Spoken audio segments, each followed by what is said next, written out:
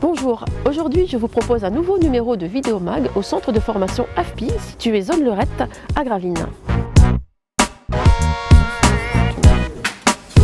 Bonjour.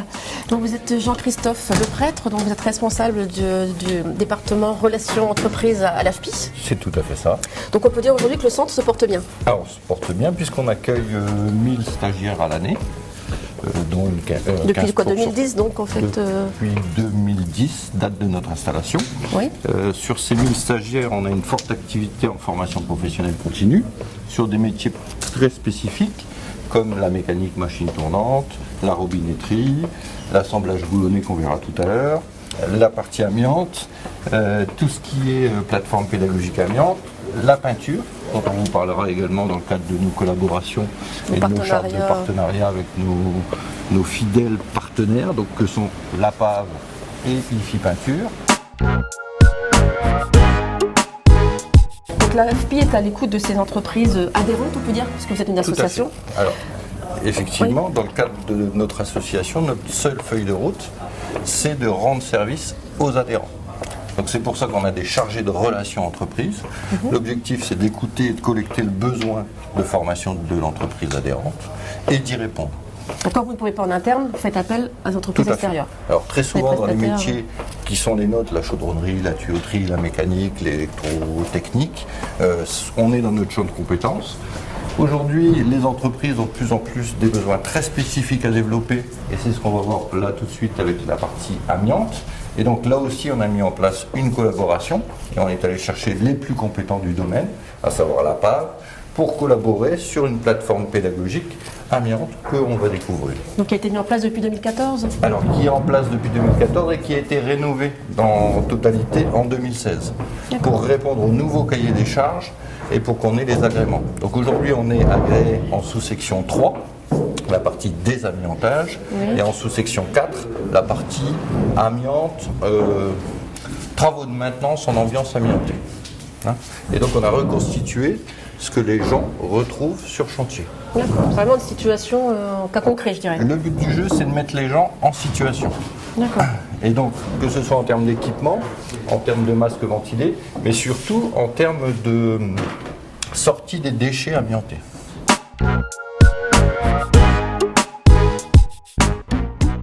Jean-Marc Husson, responsable formation Hauts-de-France à la PAV. Vous êtes en partenariat avec l'AFPI. Vous proposez donc une formation assemblage boulonné. Donc en quoi ça consiste ?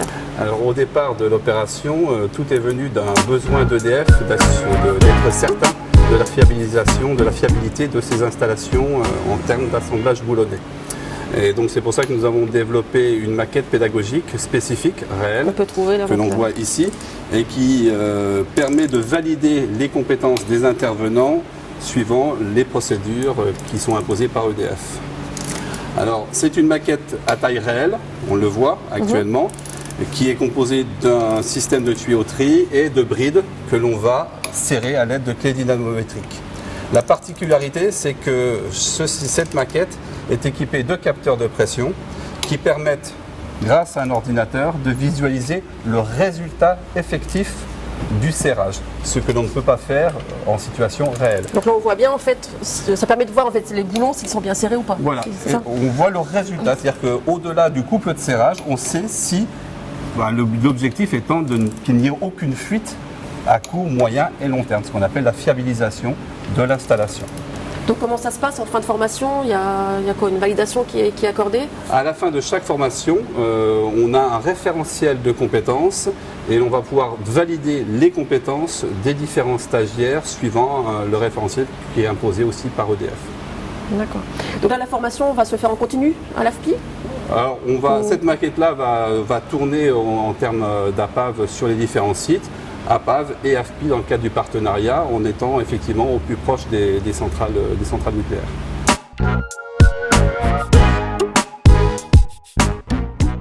Étienne Loire, responsable de formation donc Nord-Est et Belgique à IFI Peinture. Donc votre centre de formation est spécialisé dans la peinture, dans les métiers de la peinture. Les métiers de la peinture industrielle, en effet.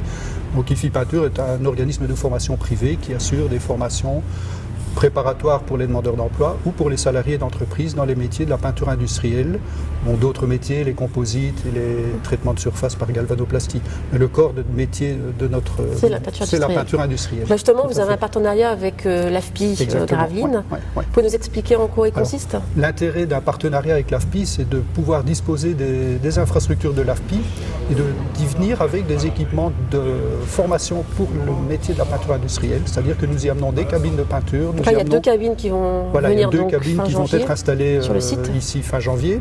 Donc on sera opérationnel début février dans les formations de peintres industriels. Nous avons 4 centres de formation en France. Bon, le plus proche est à Pierrefitte-sur-Seine, ce qui veut dire que déplacer des personnes vers ce centre, ça pose toujours des petits soucis.